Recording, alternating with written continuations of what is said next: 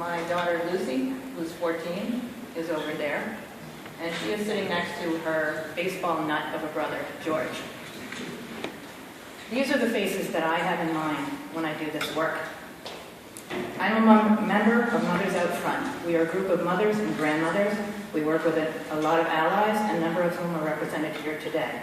Would everybody who's here from Mothers Out Front please stand up? We work to build political will to stop climate change that is threatening all our children. Mothers Out Front met over the summer with most of you.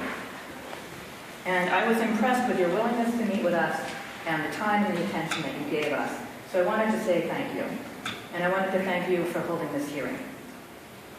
Besides raising my own kids, for the last 10 years, I've been the owner of a preschool center serving our youngest neighbors in Jamaica Plain. And through this, I've seen hundreds of parents. I see how much love and energy and time and money that people put out for their children. When my son was very young, he loved trains. And my family went to Legoland, and right inside the entrance to Legoland, there is a toddler train. It's still the only part of the Legoland I've ever seen. Because it's a little tiny train, 3-4 cars, and I rode that train, and the cars are really small, so my knees were under my chin, okay? And I sat behind George, and I rode that train 37 times, okay? To make a 3-year-old happy.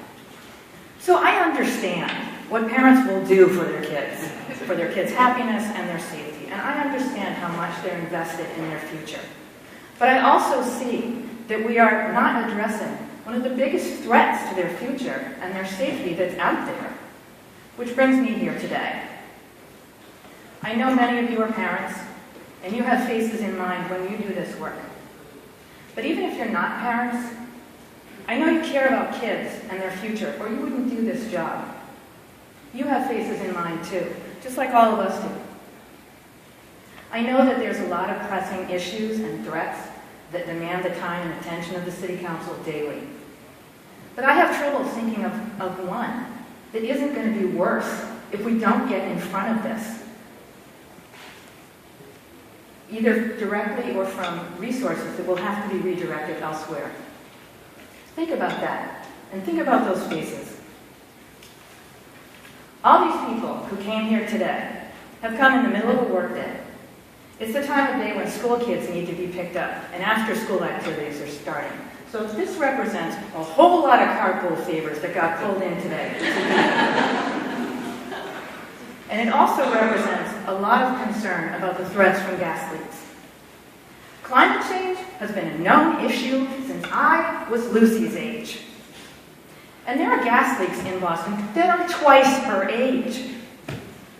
The signs that people are holding up, okay, these are admitted unrepaired leaks reported by the utilities. They go back 30 years.